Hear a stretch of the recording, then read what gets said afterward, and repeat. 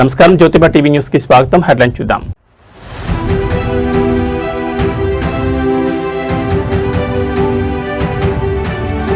లోక్సభలో అమరావతి బిల్లు ఆమోదం. బిల్లును వ్యతిరేకిస్తూ సభ నుంచి వైకాపా వాకౌట్.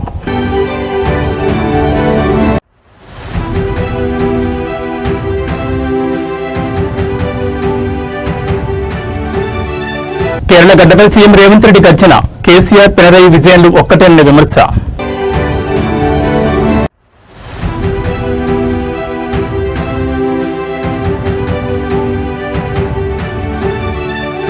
నేడు హనుమాన్ జయంతి శోభాయాత్ర. నగరంలో ట్రాఫిక్ ఆంక్షల అమల్లోకి.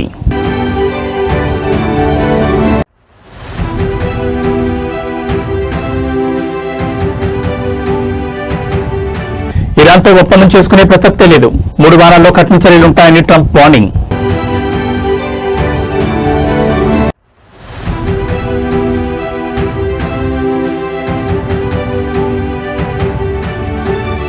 కుప్పకూలిన స్టాక్ మార్కెట్లో సెన్సెక్స్ 1400 పాయింట్ల పతనం.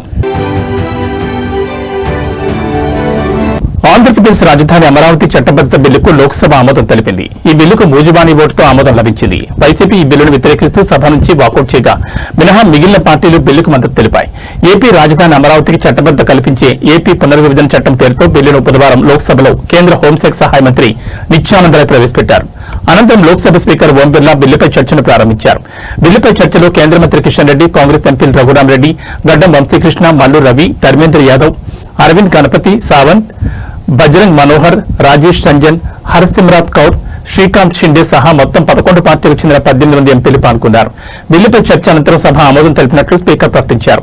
అమరావతి బిల్లు గురువారం రాజ్యసభ ముందుకు రానుంది. కాంగ్రెస్ ఎంపీ మాణిక్యం ఠాకూర్ చర్చను ప్రారంభిస్తూ అమరావతి చట్టబద్ద బిల్లుకు కాంగ్రెస్ మద్దతు ఉంటుందని చెప్పారు. పునర్విభజన చట్టంలో పేర్కొన్న హామీలు అమలు చేయాలని కోరారు. అమరావతి కేవలం రాజధాని కాదని కోట్లాది మంది ప్రజల ఆకాంక్షని పేర్కొన్నారు. ఏపీకి ప్రత్యేక హోదా ఇప్పటికీ పెండింగ్ లోనే ఉందని గుర్తు చేశారు. ప్రత్యేక హోదాపై పార్లమెంట్ సాక్షిగా నాటి ప్రధాని హామీ ఇచ్చారన్నారు.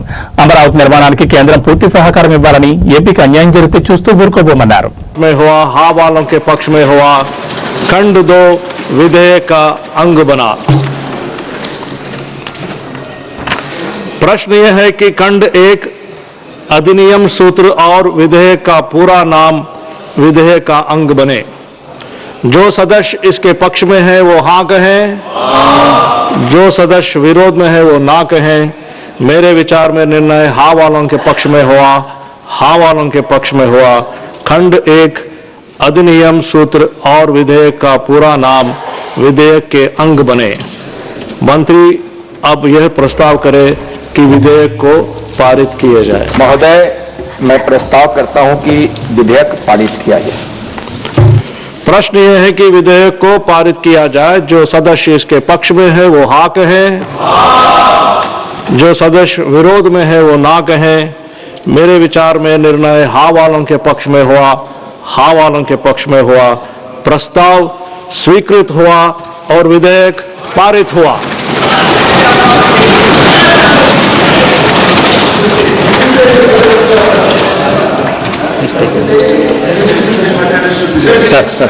आइटम नंबर 9 जन विश्वास विधेयक 2026। माननीय मंत्री जी। Honorable Speaker, sir, I move that the Jan Vishwas Amendment of Provisions Bill 2026 తెలంగాణలో కేసీఆర్ ఫ్యామిలీకి కేరళలో విజయన్ కు పెద్ద తేడా లేదని, 10 ఏళ్లలో అటు తెలంగాణను కేసీఆర్, ఇటు కేరళను విజయన్ భ్రష్టు పట్టించారని ముఖ్యమంత్రి రేవంత్ రెడ్డి విమర్శలు గుప్పించారు. 2023 డిసెంబర్లో తెలంగాణలో బీఆర్ఎస్ ప్రభుత్వాన్ని ఓడించామని, ఈ నెలలో కేరళలో కూడా 10 ఏళ్ల పాటు ఉండేలా యూడీఎఫ్ ప్రభుత్వం రాబోతోందని జోస్యం చెప్పారు. కేరళ పర్యటనలో ఉన్న రేవంత్ రెడ్డి అక్కడ తన 2వ రోజు పర్యటనలో భాగంగా ఇవాళ కొచ్చిన్లో యూడీఎఫ్ కూటమి మేనిఫెస్టోను స్థానిక నేతలతో కలిసి విడుదల చేస్తారు. మొత్తం 5 గ్యారంటీలతో ఈ మేనిఫెస్టోను రూపొందించారు. ఈ సందర్భంగా కేరళ సీఎంపై ఆయన ఘాటు వ్యాఖ్యలు చేశారు. ఈ సందర్భంగా కేరళ సీఎం పినరయి విజయన్ కు రేవంత్ రెడ్డి సవాల్ విసిరారు. తెలంగాణ ప్రజాపాలన నడుస్తోందని, మా రాష్ట్రానికి వచ్చి 6 గ్యారంటీలు ఎలా అమలవుతున్నాయో చూడాలని ఛాలెంజ్ చేశారు. తెలంగాణలో మేము పాలకులుగా కాకుండా సేవకులుగా పనిచేస్తున్నామని, ఉప ఎన్నికలు, స్థానిక సంస్థల ఎన్నికల్లో ప్రజలు మాకు మద్దతు తెలిపారన్నారు. తెలంగాణలో 67,173 ప్రభుత్వ ఉద్యోగాలు ఇచ్చాం. రైతుల రుణాల మాఫీ చేశామన్నారు. రైతు భరోసాకు 18 కోట్లు ఇచ్చినట్లు వెల్లడించారు. నాకు మంత్రిగా అనుభవం లేకపోయినా ప్రజల జీవితాలను చూసిన అనుభవం ఉందన్నారు. కేరళ మరో తెలంగాణ కాబోదన్నారు. కేరళ గెలుస్తుంది, యూడీఎఫ్ నడిపిస్తుంది అనే నినాదంతో ఇందిరా గ్యారంటీ పేరుతో పలు ఆకర్షణీయమైన పథకాలను తమ ఎన్నికల హామీలుగా యూడీఎఫ్ ప్రకటించింది. మహిళా సంక్షేమం కింద కేఎస్ఆర్టీసీ బస్సుల్లో మహిళలకు ఉచిత ప్రయాణం, కళాశాల విద్యార్థులకు నెలకు ₹1000 ఆర్థిక సహాయం ఇస్తామని హామీ ఇచ్చారు. సామాజిక పెన్షన్ పథకం కింద సంక్షేమ పెన్షన్లు 3000కు పెంపు, మాజీ ముఖ్యమంత్రి ఉమన్ చాందీ పేరుతో ప్రతి కుటుంబానికి 25 లక్షల వరకు ఉచిత ఆరోగ్య బీమా కల్పించనున్నట్టు తెలిపారు. వ్యాపారాలు ప్రారంభించే యువతకు 5 లక్షల వరకు వడ్డీ లేని రుణాలు, నిరుద్యోగుల కోసం జాబ్ వాచ్ టవర్, యువశ్రీ పథకం అమలు చేస్తామని పేర్కొన్నారు. ప్రభుత్వ ఆసుపత్రుల్లో రోగులకు బెడ్ పొందడం ప్రాథమిక హక్కుగా పడుకోవాల్సిన అవసరం ఉండదు, మారుస్తామని ప్రకటించారు.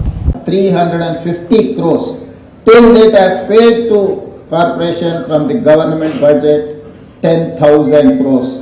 Last week I have completed 10,000 crores target. Women is getting benefit every month at least 6,000 to 7,000 rupees each woman. They are saving while they are traveling to college, they are traveling to their job, they are traveling to temple, they are traveling to their parents' home. Within the state, anywhere, they can travel without any charge. And I am giving Griha Jyoti 200 units free power to poorest of the poor. 50 lakh families are getting that benefit. I have given 4,50,000 Indirama houses. Whoever is selecting that Indirama house, they are getting 5 lakh rupees free of cost. This month end, we are going to inaugurate 1 lakh houses in one stroke. Last year I paid 5,500 crores to that Indirama houses for poorest of the poor, who are Dalits, Adivasis, minorities. I am giving all these houses in the name of women. Like this, we are giving 500 rupees cylinder. We are giving, all these days we have been discussing about solar power. Adani, Ambani, all big corporate people are producing solar power to sell government organization. Today, my self-help group, women are producing solar power. I have given 1,000 megawatts to this women. I have supported them to establish 1,000 megawatts solar power. Now, our women are competing with Adani, Ambani. Have given petrol bunks to women. Have given 1,000 RTC buses. They have purchased 1,000 RTC buses. Now they have hired those buses to corporation. They are not traveling free bus. They are owner of the buses. This is what our success story. This is what our guarantees. Now, the time has come. Kerala people have to decide who has to run the government. I am assuring you,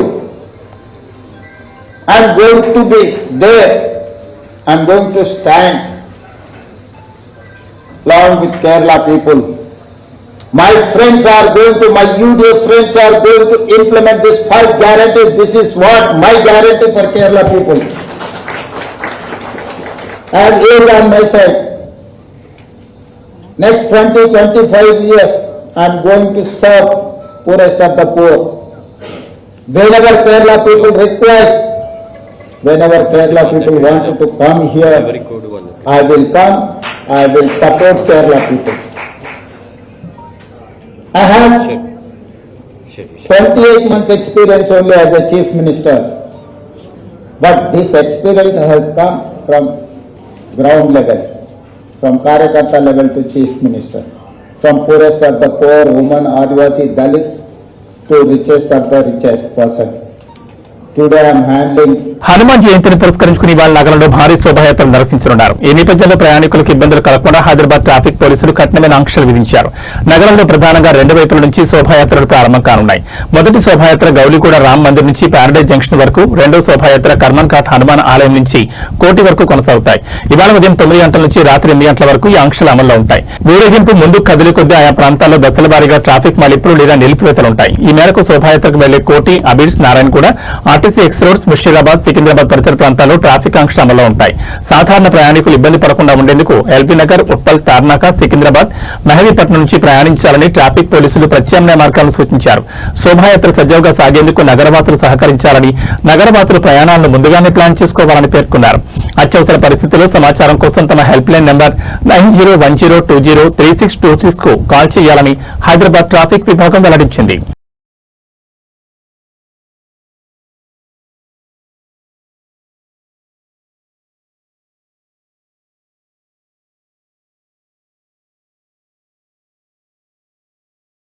నేటి నుంచి తెలంగాణలో భూభారతి అమలు కానుంది. తెలంగాణ రాష్ట్రంలోని 5 మండలాల్లో నేటి నుంచి integrated Bhubharati పోర్టల్ను ప్రయోగాత్మకంగా అమలు చేయనున్నట్లు రెవెన్యూ శాఖ మంత్రి పొంగులేటి శ్రీనివాసరెడ్డి తెలిపారు. ఖమ్మం జిల్లా కూసుమంచి, భద్రాద్రి కొత్తగూడెం జిల్లా అశ్వరావుపేట, రంగారెడ్డి జిల్లా ఆమన్గల్, సంగారెడ్డి జిల్లా వట్పల్లి, నారాయణపేట జిల్లా కొస్గి మండలాల్లో దీన్ని అమలు చేస్తున్నట్లు వివరించారు. భూ వివాదాలకు శాశ్వత పరిష్కారం చూపించాలన్న సంకల్పంతో రెవెన్యూ శాఖలో విప్లవాత్మకమైన సంస్కరణలకు శ్రీకారం చుట్టామని రాష్ట్ర రెవెన్యూ మంత్రి పొంగులేటి శ్రీనివాసరెడ్డి అన్నారు. ఇందులో భాగంగా రైతులకు పారదర్శకమైన, సులభతరమైన సేవలు అందించడానికి ల్యాండ్ సర్వే, రిజిస్ట్రేషన్ విభాగాలను ఒకే గొడుగు కిందకు తెస్తూ ఇంటిగ్రేటెడ్ భూభారతి పోర్టల్ను రూపొందించామని ఆయన తెలిపారు. భూ వివాదాల పరిష్కారానికి ఇది తొలి అడుగని ఆయన పేర్కొన్నారు.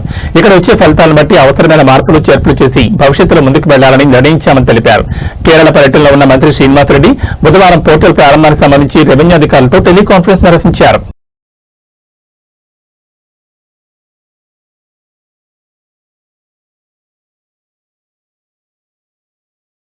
నిజామాబాద్ జిల్లా వర్ణి మండలం జలాల్పూర్లో అధికార పార్టీ నేత అహంకారం పరాకాష్ఠకు చేరింది. సర్పంచ్ ఎన్నికల్లో తనకు మద్దతు తెలపలేదన్న కక్షతో ఒక దళిత యువకుడిపై కాంగ్రెస్ సర్పంచ్ భర్త విచక్షణారహితంగా దాడికి పాల్పడ్డారు.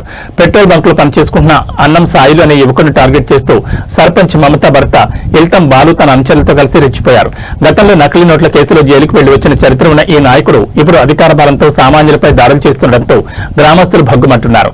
సర్పంచ్ ఎన్నికల్లో తనకు సపోర్ట్ చేయలేదన్న పాత కక్షతో అన్నం సాయిలపై ఇల్తం బాలు దాడి చేశారు. పెట్రోల్ బంకులో విధులు నిర్వహిస్తుండగా సాయిల్ని పట్టుకుని విచక్షణారహితంగా కొట్టిన కాంగ్రెస్ నేత గతంలో బ్యాంకులో నకిలీ 500 నోట్లు చలామణి చేస్తూ రెడ్ హ్యాండెడ్ గా పట్టుబడి జైలుకు వెళుతున్న సర్పంచ్ భర్త బాలు జైలు నుంచి వచ్చిన బాలు ప్రవర్తనలో మార్పు రాలేదని, అధికార మదంతో కక్ష సాధించేందుకు పాల్పడుతున్నారని మండిపడ్డారు.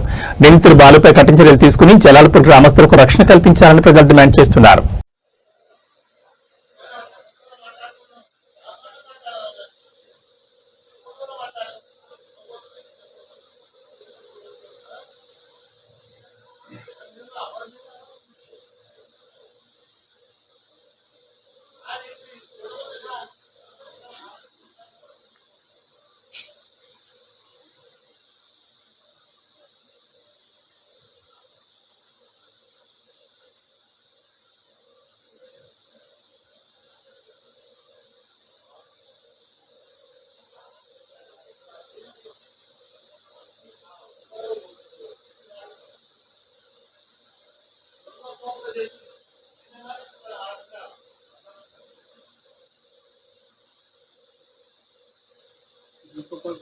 క్లియర్గా వస్తుంది.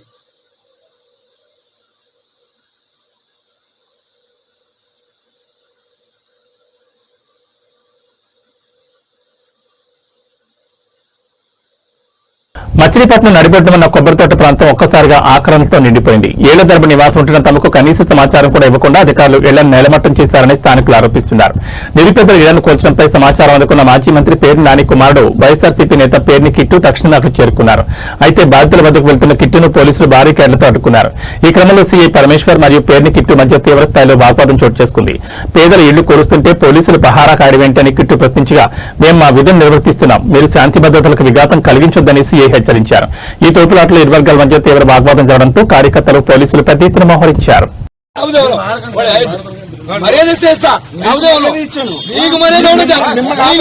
మీకు మర్యాద చాలా ఎక్కువ. మీరు చేసే పనులకి నాకు అన్ని తెలుసులే గానీ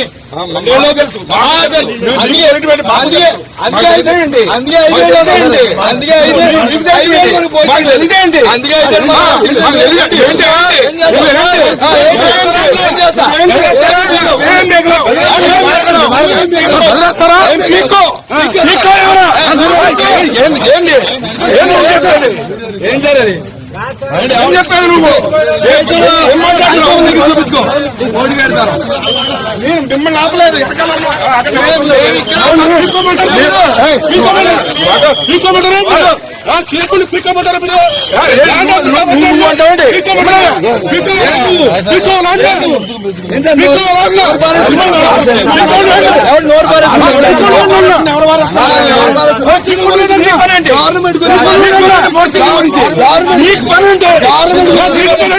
గవర్నమెంట్ నీ పని ఆ గవర్నమెంట్ నీకేంటి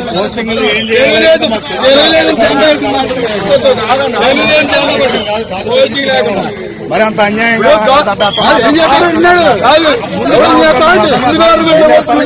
ప్రజాపాలన ప్రగతి ప్రణాళిక 99 రోజుల ప్రత్యేక కార్యాచరణలో భాగంగా ఇవాళ రాష్ట్ర మంత్రుల గ్రామ సభలు జరుగుతున్నాయి. ఈ నేపథ్యంలో ముఖ్యమంత్రి రేవంత్ రెడ్డి రాష్ట్ర ప్రజలకు కీలక సందేశం ఇచ్చారు. ప్రజాప్రభుత్వం బాధ్యతలు స్వీకరించి 2 సంవత్సరాలు 3 నెలలు పూర్తయిందని, ఆర్థిక సవాళ్లను అధిగమిస్తూ గత పాలకులు తప్పిదాలను సరిచేస్తూ సంక్షేమం అభివృద్ధి విషయంలో రాజీ పడకుండా మన ప్రభుత్వం పనిచేస్తుందని అన్నారు. మేం పాలకులం కాదు సేవకులం అన్న భావనతో ప్రజల ఆకాంక్షలు అవసరాలే కేంద్ర బిందువుగా నిత్యం శ్రమిస్తున్నామని పునరుద్ఘాటించారు.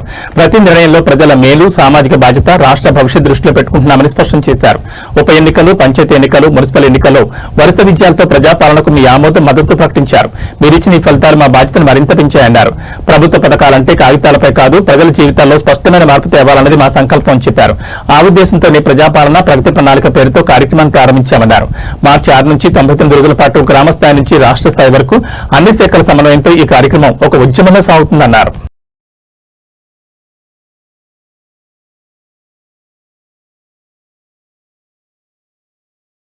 జగిత్యాల జిల్లాలోని ప్రముఖ పుణ్యక్షేత్రం కొండగట్టు అంజన్న సన్నిధి భక్తజన సంద్రమైంది. హనుమాన్ చిన్న జయంతి ఉత్సవాలు నేడు 2వ రోజుకు చేరుకోవడంతో రాష్ట్ర నలుమూల నుంచే కాకుండా పొరుగు రాష్ట్రాల నుంచి కూడా లక్షలాది మంది భక్తులు తరలివచ్చారు. ఆలయ పరిసరాలన్నీ జై బజరంగ బలి నినాదాలతో మారుమోగుతున్నాయి. హనుమాన్ దీక్షాపరులు పెద్ద సంఖ్యలో కాలినట్లు వచ్చి మాలాధర్మణం చేస్తున్నారు. 3 రోజుల పాటు జరిగే ఈ వేడుకల్లో భాగంగా నేడు ప్రధాన ఘట్టాలు కొనసాగుతున్నాయి. సుమారు 3 లక్షలకు పైగా భక్తులు వస్తారని అంచనా వేగా ఇప్పటికే లక్షలాది మంది దీక్షాపరులు కొండగట్టు చేరుకున్నారు. ఉమ్మడి కరీంనగర్, నిజామాబాద్, ఆదిలాబాద్ జిల్లాల నుంచి భక్తులు పాదయాత్రగా తరలివచ్చి కోనేరులో స్నానాలు ఆచరించి మాలాధర్మణం చేస్తున్నారు. భక్తుల కోసం ఆలయ అధికారులు 50,000 లడ్డూలు, పులిహోర ప్రసాదాలను అదనంగా సిద్ధం చేశారు. నిన్న కళ్యాణకట్ట సమీపంలో తాత్కాలిక పందిరి కూలిన ఘటనలో కొందరు భక్తులు గాయపడడంతో అధికారులు నేడు భద్రత మరియు క్యూ లైన్ నిర్వహణపై మరింత నిఘా పెంచారు.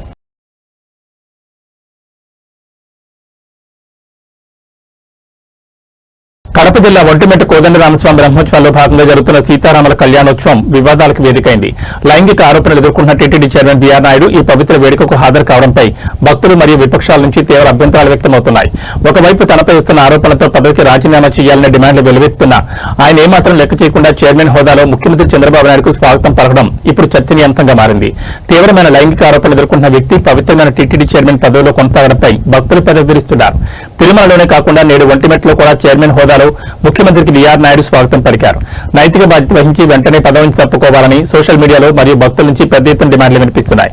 చైర్మన్ ప్రభుత్వ ఆరోపణలపై ముఖ్యమంత్రి చంద్రబాబు నాయుడు ఇప్పటి వరకు ఎలాంటి చర్యలు తీసుకోకపోవడంపై రాజకీయ విమర్శలు వెల్లువెత్తున్నాయి.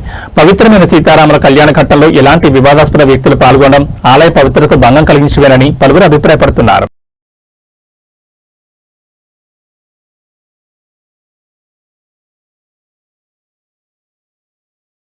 తెలంగాణ రాష్ట్ర ఎక్సైజ్ శాఖ ఆదాయంలో సరికొత్త చరిత్ర సృష్టించింది. రాష్ట్ర చరిత్రలో ఎన్నడూ లేని విధంగా ఈ ఆర్థిక సంవత్సరంలో ఏకంగా 44,000 కోట్ల రూపాయల భారీ ఆదాయాన్ని గడించింది.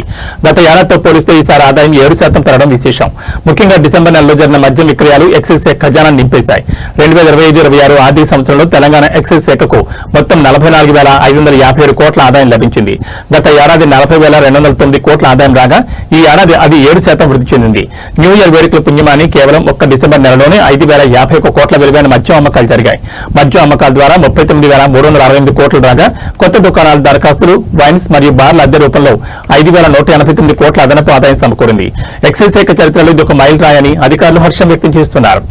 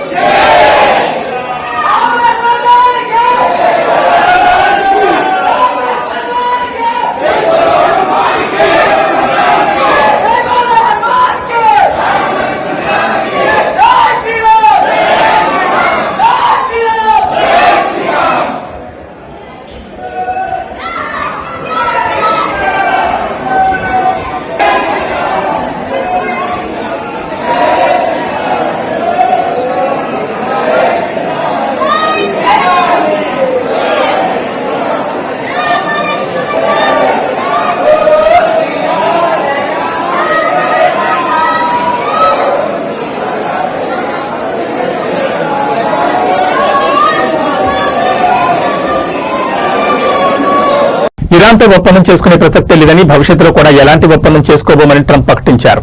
అమెరికా ప్రజలను ఉద్దేశించి ట్రంప్ ప్రసంగించారు. రాబోయే 2-3 వారాల్లో ఇరాన్పై కఠిన చర్యలుంటాయని హెచ్చరించారు. ఇరాన్ అంతు చూస్తామని, చమురు క్షేత్రాలపై దాడి చేస్తామని వార్నింగ్ ఇచ్చారు. కాకపోతే యుద్ధం మాత్రం చాలా త్వరగా ముగుస్తుందని సంకేతాలిచ్చారు. ఎట్టి పరిస్థితుల్లో ఇరాన్ను అణ్వస్త్ర శక్తిగా మారడానికి ఒప్పుకోమని తేల్చి చెప్పారు. ఇరాన్పై ఆపరేషన్ ఎపిక్ ఫ్యూరీ కొనసాగుతుందని వెల్లడించారు. అయితే ఈ సందర్భంగా తనతో సూచన అన్నారు. హార్మోజ్తో అమెరికాకు ఎలాంటి ఇబ్బంది లేదని, దాంతో మాకంత పని లేదన్నారు. హార్మోజ్పై ఆధారపడే దేశాలే కాపాడుకోవాలని హితో పలికారు. ఇక అమెరికా దగ్గర చమురు పుష్కలంగా ఉందని, తమ దగ్గర చమురు కొనుగోలు చేసుకోవాలని ప్రపంచ దేశాలకు ట్రంప్ విజ్ఞప్తి చేశారు. గల్ఫ్ దేశాలను అవసరమైన అన్ని మార్గాల ద్వారా కాపాడుకుంటామని హామీ ఇచ్చారు. ఇరాన్లో తమ లక్ష్యాలను పూర్తి చేయడానికి చాలా దగ్గరగా ఉన్నామని తెలిపారు. చాలా వీలైనంత త్వరగా ఈ చర్యను ముగిస్తామని అమెరికా ప్రజలకు ట్రంప్ హామీ ఇచ్చారు.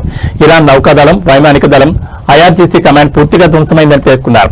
ఒక నాయకుడిగా ఎంత గొప్పవాడినో చూపించబోతున్నారని ట్రంప్ కీలక వ్యాఖ్యలు చేశారు. వేగవంతమైన చర్య ద్వారా వెనిజులా దేశాన్ని తమ నియంత్రణలోకి తీసుకున్నామని, ఈ సందర్భంగా అమెరికా సైనికులను ట్రంప్ ప్రశంసించారు. వెనిజులాలోని విస్తారమైన చమురు, గ్యాస్ నిల్వలను అభివృద్ధి చేసి విక్రయించడానికి ఇప్పుడు ఆ దేశంతో కలిసి పనిచేస్తున్నట్లుగా ట్రంప్ వెల్లడించారు.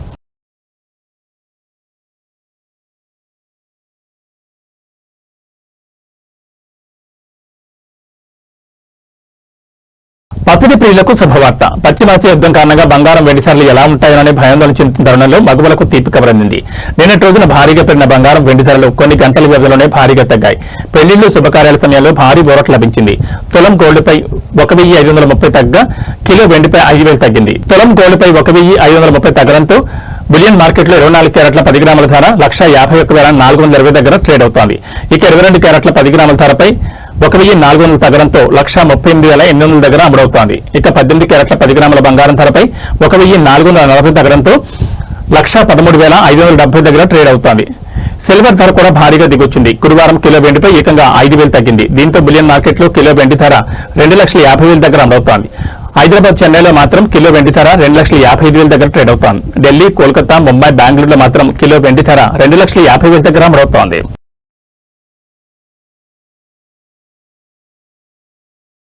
అంతర్జాతీయంగా నెలకొన్న యుద్ధ భయాలు భారత స్టాక్ మార్కెట్లను కుదిపేశాయి. ఇరాన్పై దాడులు కొనసాగుతాయని అమెరికా అధ్యక్షుడు డొనాల్డ్ ట్రంప్ ప్రకటించడంతో పెరిగిన చమురు ధరలు సూచీలపై తీవ్ర ప్రతికూల ప్రభావం చూపాయి. గురువారం ట్రేడింగ్ ప్రారంభమైన కొద్దిసేపటికే మార్కెట్లు భారీ పతనాన్ని నమోదు చేశాయి.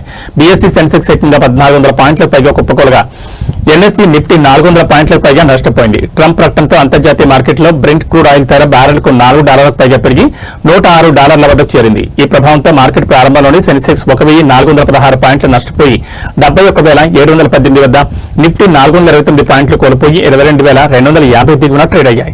అన్ని రంగాల సూచీలు నష్టాల్లోనే కొనసాగుతున్నాయి. ముఖ్యంగా ఫార్మా, పీఎస్యూ, బ్యాంక్, రియాలిటీ రంగాలు 3% పైగా పతనమయ్యాయి. నిఫ్టీలో HDFC bank, ICICI bank, SBI షేర్లు మార్కెట్ను కిందకు లాగడంతో కీలక పాత్ర పోషించాయి. నిఫ్టీ 50 సూచీలో హెచ్సిఎల్ టెక్ మాత్రమే స్వల్ప లాభంతో గ్రీన్ లో ఉన్న ఏకైక షేర్ గా నిలిచింది.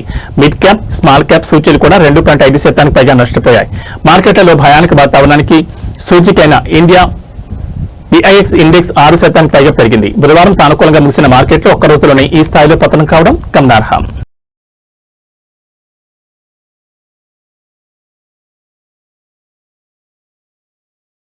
ఏబీ బులెటిన్ విశేషాలు. నమస్కారం.